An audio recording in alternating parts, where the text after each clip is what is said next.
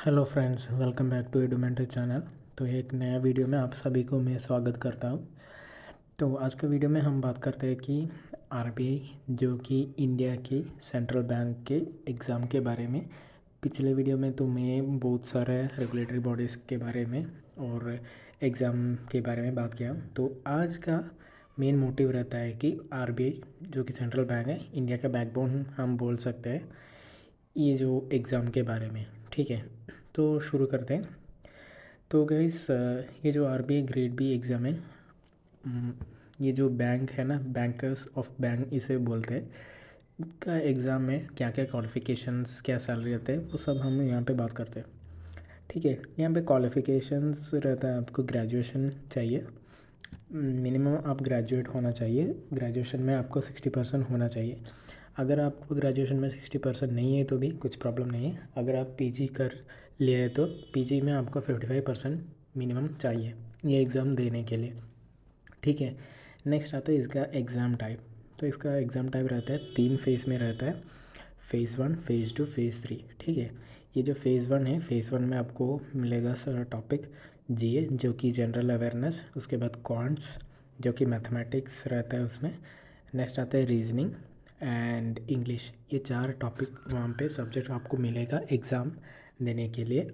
ठीक है, और नेक्स्ट फ़ेज़ 2 में आने के लिए आपको फ़ेज़ 1 में ना क्वालिफाई करना पड़ेगा, उसके बाद ही आपको फ़ेज़ 2 देना के लिए आप एलिजिबल रहेंगे। ठीक है, तो फ़ेज़ 2 में आपको सब्जेक्ट रहता है ESI, economic and social issues रहता है।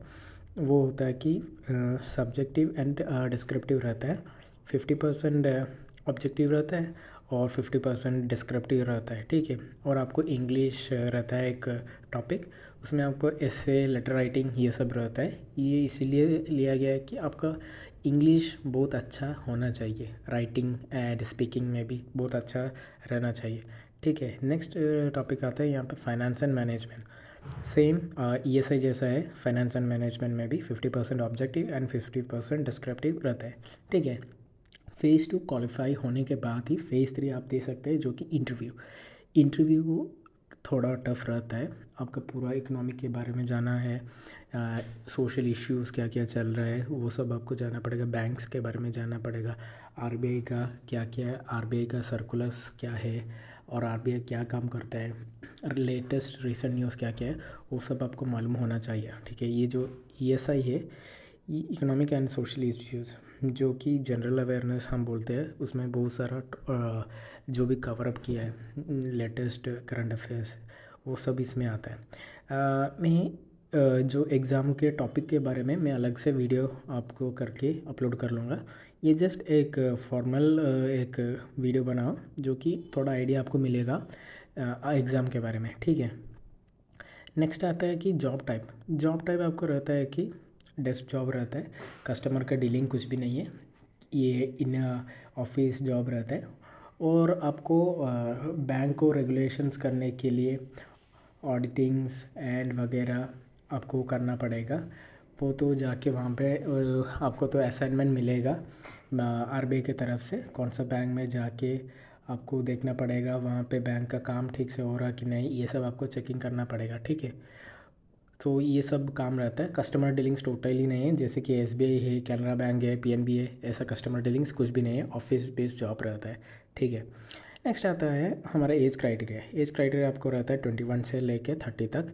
जो नॉर्मल जनरल कैटेगरी का हो तो 21 से 30 तक एज होना चाहिए। उसके बाद ओबीसी का होगा तो 3 ईयर्स एक्सटेंड मिलता है, एससी एंड एसटी को 5 ईयर्स ऐसा एक्सटेंड मिलता है। ठीक है, नेक्स्ट आता है कि सैलरी, जो कि सबसे इम्पोर्टेंट है, हम सबको पता है सैलरी हम सभी को सुनने के लिए बहुत अच्छा रहता है, जो कि एक मोटिव है कि जो भी एग्ज़ाम के लिए एक मोटिव रहता है। ठीक है, सैलरी एंड अलाउंस। सैलरी यहाँ पे आपको बेसिक रहता है 55,200 बेसिक सैलरी है, एंड मंथली अप्रॉक्स सैलरी आपको सब मिला के 1,22,717 अप्रॉक्स आपको मिलता है। इसके बाद भी बहुत सारा अलाउंस रहता है कि पेट्रोल अलाउंस रहता है एंड स्पेक्टेकल अलाउंस रहता है एंड मेड का अलाउंस रहता है।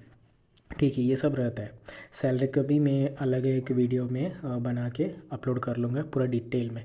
ठीक है, नेक्स्ट पोस्टिंग रहता है आपका, पोस्टिंग ऑल ओवर इंडिया रहता है, जैसा कि आरबीआई इंडिया के सभी स्टेट में रहता है। एंड पोस्टिंग के बारे में और एक बात बोलना है मेरे को, जो कि जो भी स्टेट का है ना कैपिटल, वहाँ पे आपका पोस्टिंग रहेगा। आरबीआई सभी स्टेट का, इंडिया का सभी स्टेट में कैपिटल में ही रहता है। कोई भी गांव के अंदर की छोटा विलेज डिस्ट्रिक्ट, वहाँ पे आरबीआई नहीं रहता। आरबीआई के ऑफिस सारे शहरों के कैपिटल में ही रहता है। जैसा कि एग्जाम्पल में मैं अभी आपको बोलता हूँ, उड़ीसा एक स्टेट है, उसका कैपिटल रहता है हमारा भुवनेश्वर। तो भुवनेश्वर में आरबीआई का एक ऑफिस रहता है, ठीक है, वहाँ पे आपका पोस्टिंग रहेगा। नहीं तो केरला पकड़ लीजिए, केरला का कैपिटल रहता है तिरुवनंतपुरम, सो त्रिवेंद्रम, वहाँ पे आरबीआई का ऑफिस है। केरला में ना 2 आरबीआई ऑफिसेस है, एक कोची में और एक हमारा त्रिवेंद्रम, ठीक है, 2 ऑफिस रहता है। उसके बाद यूपी में भी आई थिंक शायद 2 ऑफिसेस भी है यूपी, ठीक है, उसके बारे में हम अलग बात करते हैं, ठीक है। नेक्स्ट रहता है कि आपका ट्रांसफ़र। देखिए ट्रांसफ़र रहता है कि एक एक स्टेट में आपको 5 ईयर्स मिलेगा, ठीक है। अगर आप मुंबई में आपका अगर पोस्टिंग हुआ तो स्टार्टिंग से आपको 15 ईयर्स तक आप वहाँ पे रह सकते हैं, क्योंकि बहुत सारा रिक्रूट होने के बाद मुंबई में ही पोस्टिंग मिलता है, वहाँ पे आप 15 ईयर्स तक रह सकता है मुंबई में। उसके बाद आपको अलाउंस क्वार्टर्स भी मिलते हैं, आप क्वार्टर्स में रह सकते हैं। अगर आप चाहते हैं कि अलग रहना है, उसका भी अमाउंट है ना, आप अलग फ्लैट अपार्टमेंट में रहना चाहते हैं, उसका जितना अलॉट अमाउंट रहता है वो आरबीआई पेमेंट करता है, आपके हाथ से एक भी अमाउंट नहीं जाता है। ये सब के बारे में अलग वीडियो में हम बात करते हैं, ठीक है। सो मिनिमम आपका ऐसा भी नहीं है, आपका 5 ईयर्स, मैक्सिमम तो 5 ईयर्स ही रहता है। एंड जब रिक्रूट होने के बाद ऐसा नहीं कि आपका होम स्टेट ही आपको मिलेगा, अलग अलग जगह में पोस्टिंग कर देते हैं, ठीक है। नेक्स्ट आता है कि प्रमोशंस। आपका प्रमोशंस होता है कि ऐसा ग्रेड भी आप एंटर किया, आफ्टर 7 ईयर्स के बाद आपका प्रमोशन होता है ग्रेड सी में, ठीक है। तो ग्रेड सी में जाके ग्रेड डी में आपका वही 7 ईयर्स लगता है। अगर आपका अच्छा परफॉर्मेंस रहता है तो आपका 7 ईयर्स, अगर परफॉर्मेंस अच्छा नहीं है, जो भी काम आरबीआई देता है वो आप अच्छे से नहीं करेंगे तो आपका एक्सटेंड होता है 8 ईयर्स 10 ईयर्स। बहुत सारा बच्चे लोगों का तो कैंडिडेट का 8 9 10 ईयर्स के बाद भी उनका प्रमोशन नहीं हुआ, क्योंकि परफॉर्मेंस अच्छा नहीं था इसीलिए, ठीक है। अगर आप अच्छा काम करेंगे तो आपका प्रमोशंस भी बहुत जल्दी हो सकता है, ज़्यादा डिले नहीं होगा। और एक प्लस पॉइंट रहता है कि जब एग्ज़ाम के रिज़ल्ट आते हैं, जिसका अच्छा रैंक है उनके लिए थोड़ा प्रेफरेंस ज़्यादा रहता है प्रमोशंस एंड पोस्टिंग के लिए। ये एक इनसाइड इनसाइड का एक थोड़ा बात है, ठीक है। नेक्स्ट आता है कि वर्क एनवायरनमेंट। वर्क एनवायरनमेंट आपका अच्छा खासा वर्क एनवायरनमेंट मिलता है। जैसे कि ऐसा नहीं बोलूँगा कि प्रेशर रहता है जैसा अलग बैंक की तरफ, एसबीआई की तरफ या पीएनबी की तरफ ज़्यादा प्रेशर नहीं रहेगा।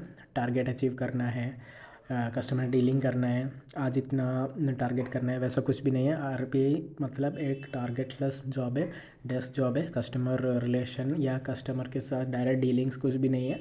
जो काम आरबीआई बोलता है वही करना है आपको। यहाँ पे कोई भी टारगेट नहीं है, इतना एफडी करना है, इतना करंट अकाउंट खोलना है, इतना सेविंग्स अकाउंट खोलना है, ये सब कुछ भी नहीं रहता है, ठीक है।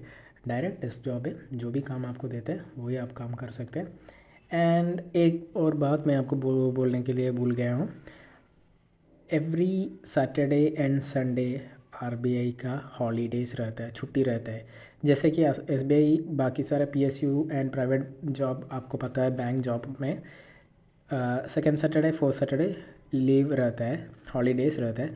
पर आरबीआई का 365 डेज़ के अंदर जितना भी सैटरडे संडे रहता है वो सारे के सैटरडे, यानी first second third fourth Saturday, हर सैटरडे हॉलीडे रहता है।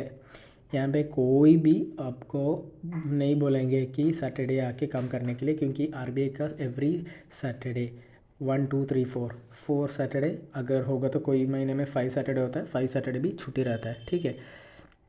तो ये एक बहुत अच्छा है, एक वर्क फ्री एनवायरनमेंट रहता है।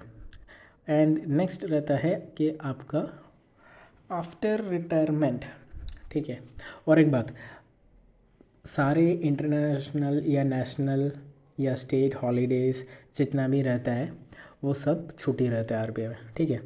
आफ्टर रिटायरमेंट, यहाँ पे आफ्टर रिटायरमेंट के बाद आपको आपका परफॉर्मेंस, जब तक आप आरबीआई में काम किया है वो दिन तक आप अच्छे से परफॉर्मेंस किया है तो रिकॉर्ड रहता है। उसके हिसाब से आपको आफ्टर आरबीआई के बाद, रिटायरमेंट के बाद भी आपको अलग अलग बैंक में, प्राइवेट हो या गवर्नमेंट, जैसे कि पब्लिक सेक्टर बैंक, वहाँ पे आपको चेयरमैन के पोजीशन भी आपको मिलेगा।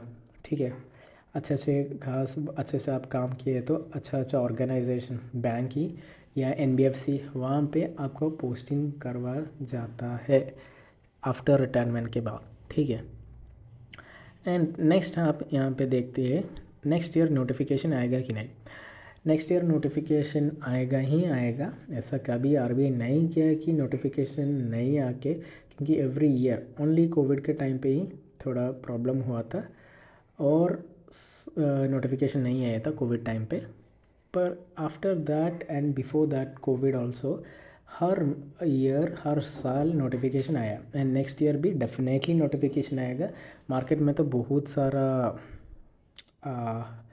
ऐसे बोलते हैं, बहुत सारे लोग बोलते हैं कि नोटिफिकेशन नहीं आएगा, ग्रेड ए आएगा या ग्रेड बी आएगा। देखिए, ग्रेड ए आओ या ग्रेड बी, आपको तो पढ़ाई करना है, अच्छे से पढ़ाई करना है, क्योंकि ये सब बातों में आप बिलीव न करें, बेटर होगा आप टाइम यूटिलाइज़ करके पढ़ाई करना है। आरबी ग्रेड ए का भी आ सकता है, ग्रेड बी का भी आ सकता है, उससे भी पहले आपको क्या करना है, आपको अच्छे से पढ़ाई करना है। ग्रेड ए या ग्रेड बी जो भी हो, आपको तो एग्ज़ाम देना है, जॉब आपको लेना है, इतना ही आपको सोचना है कि अच्छे से आपको पढ़ाई करके जॉब लेना है। तो जस्ट पढ़ाई कीजिए ना। बहुत सारे लोग, बहुत सारे वीडियोस यूट्यूब में मिलेगा कि ऐसा ग्रेड बी का नहीं आएगा, ग्रेड ए का आएगा, जो भी आने दो ना। आप अगर अच्छे से प्रिपरेशन करेंगे तो आपको जॉब एंड एग्ज़ाम भी आप अच्छे से दे सकते हैं ना। तो उसमें फ़ोकस कीजिए, ये जो फालतू बातों में ध्यान मत दीजिए, पढ़ाई में ध्यान दीजिए, तो वो आपके लिए अच्छा होगा। ठीक है, ग्रेड ए भी आ सकता है, ग्रेड बी भी आ सकते हैं। देखिए, कोई भी कुछ भी नहीं बोल सकता है, सिर्फ आरबीआई बोल सकता है।